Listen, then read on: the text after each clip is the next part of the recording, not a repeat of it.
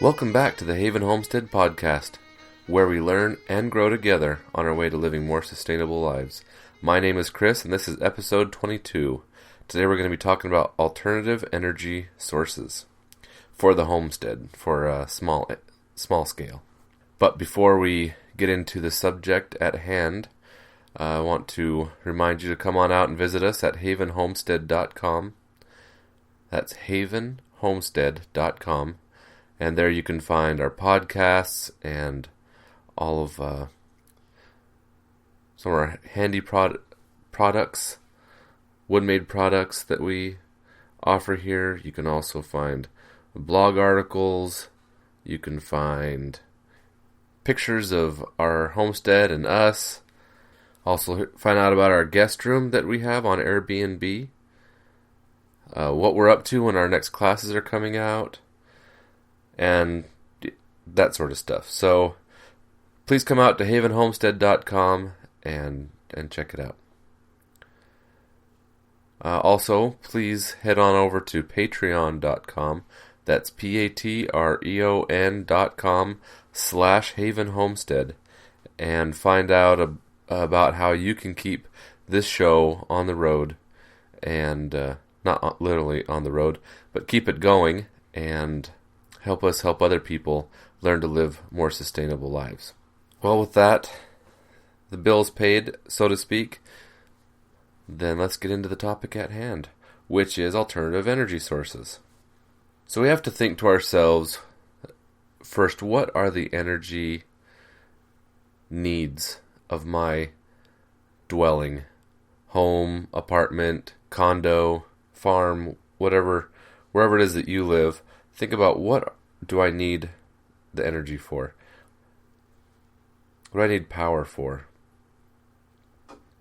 Now, power can be, in this case, we're going to be talking about electricity, but it can be, power comes from a lot of things, or we need power for a lot of things, from heat to, heat for water, for washing, or cooking, those sort of things. So we're going to talk about how you can produce that on your homestead or in your life. You don't have to be on a homestead, but where you live. All right. So some of the things, like I said, we'll have to figure out what we need power for. So we need light. That can be natural or synthetic. Heat, to heat the house, heat the space. Hot water for washing and bathing and dishes, laundry. Cooking, need some sort of power for cooking.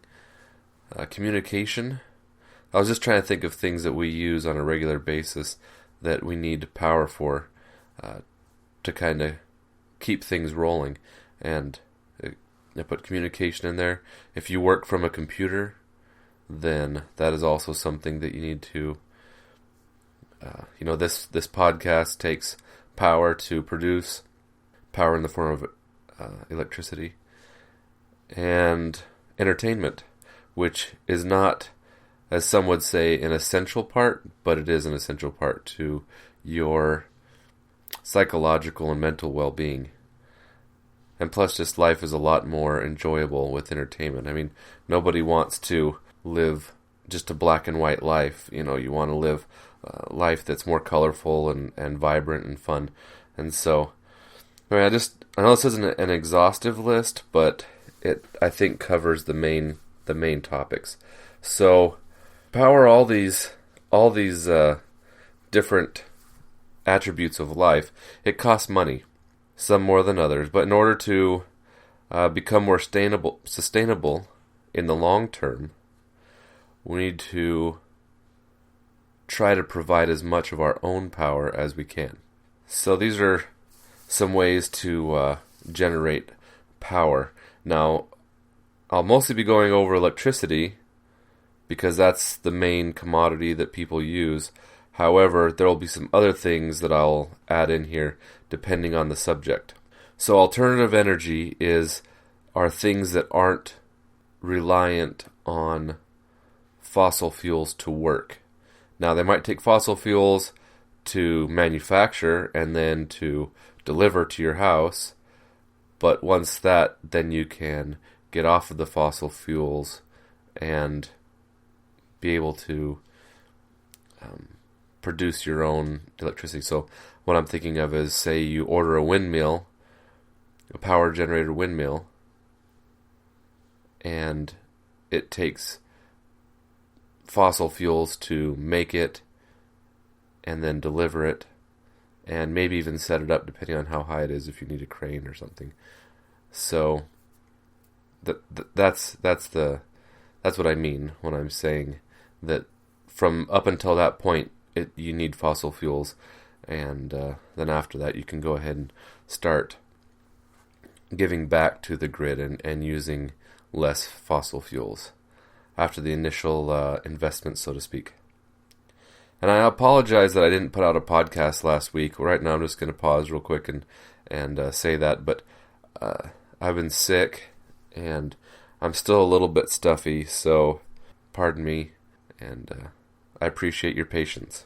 Back to the different kinds of power. So in the alternative energy sources, I put down here, okay, first was solar. Like solar, hydro, wind, manpower. Those are the main topics I'm going to cover. But there's also, nuclear or tidal energy, like from using the tides and the waves and geothermal and biomass and stuff like that. But I'll just touch those really quickly once we get to the end of the list. So first I want to get into solar panels, or solar. Solar panels. Solar can be used to provide power in a variety of ways. The solar panels can provide you with electricity. Solar panels right now are pretty expensive, and they have been. But on some of the sources, some of the information I was looking up said that the solar panels are one of the industries that the price should go down tremendously within the next 5 years, because just like semiconductors and computer parts and stuff like that, they were very expensive when they first started coming out, but now that manufacturing has gotten more streamlined and the materials have gotten more refined, and all of the things are kind of catching up to the manufacturing, the price of solar panels should be going down soon. So that might be a more viable option for you and I, the average homeowner or a person that's looking for alternative energy sources. So that's something we can hopefully get into in the near future. Also with the solar is they can provide you with heat in the way of a solar collector. So a solar collector is a series of pipes. Well, it's just one pipe, and as the sun shines on it, the ends heat up really, really hot because of the gases inside. With the sun shining on it and the gases inside heat the ends of this pipe really, really hot. So what you do is you put a few of these pipes in a row, and then you attach a water line in copper to the end of them. Then when the sun shines on it, the heat is transferred to the end where the copper line is, and that is then you pump the water past these heated points, and it heats the water and brings in water for hot water for your house, or to be used on point like that, or even into a water heater where it would store the water, the hot water for an amount of time. Or you could also have it come down and run through a radiator that would then give off radiant heat. So those are a couple uses for the solar collector. But electricity and heat are two ways that you can use solar power. The third one is using a solar oven, which is you have a box, and you can either line the inside with some sort of reflective material like aluminum foil, or you can paint it black, which I've seen them mostly painted black, and then you put a lid on the top, that's see-through, like glass or plexiglass, something that can handle heat. And then you might have a shield coming out that would kind of a reflector that would shine more sunshine into the box. And then you can put in things like an oven. You can bake things in there, or roast things, or use it pretty much just like an oven. That's why it's called a solar oven. But that is one of the best ways that I think for cooking with solar power.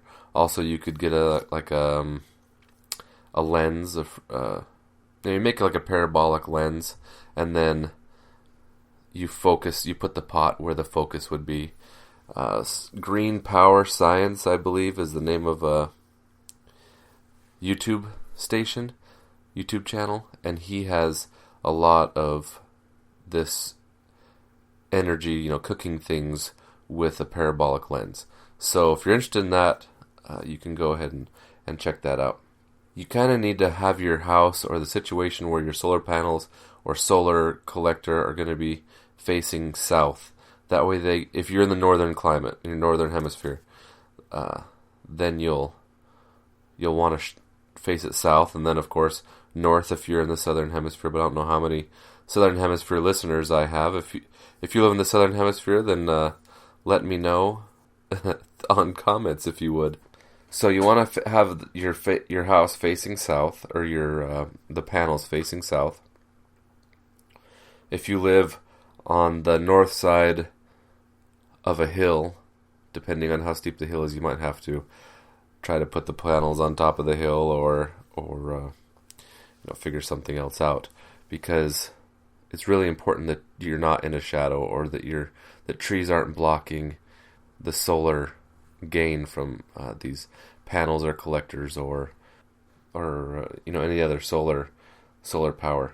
Also, the last one I'm going to talk about for solar is the light. So on my list I had light, heat, hot water, entertainment, cooking, communication, and work.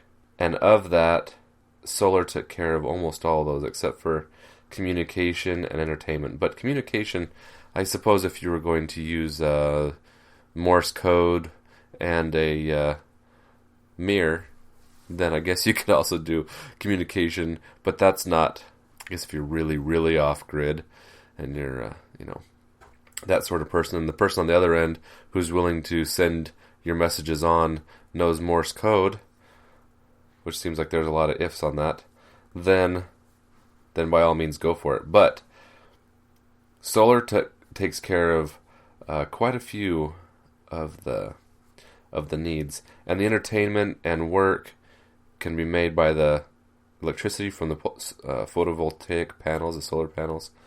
So really, solar is, if you live in an area that gets enough sun throughout the year, solar is a really good way to go.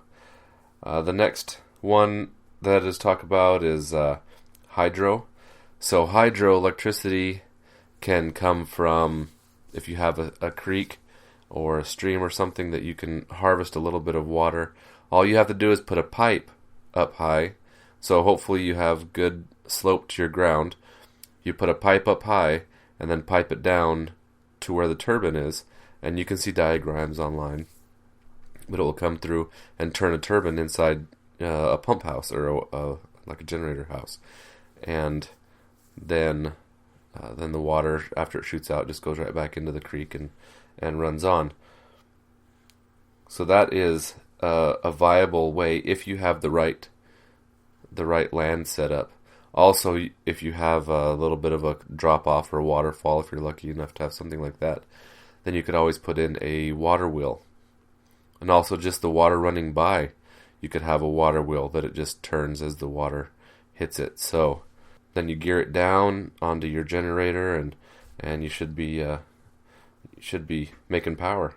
So hydro, can take care of the power, or electricity, which does almost all of the things that we've talked about. There's a guy who lives not too far from here that has hydro, power for his house. Everything runs on hydro. He's off grid with power usage, and he says other than when the freezer turns on and you run in the microwave, you might see it start bogging down a little bit, but he usually has plenty to spare.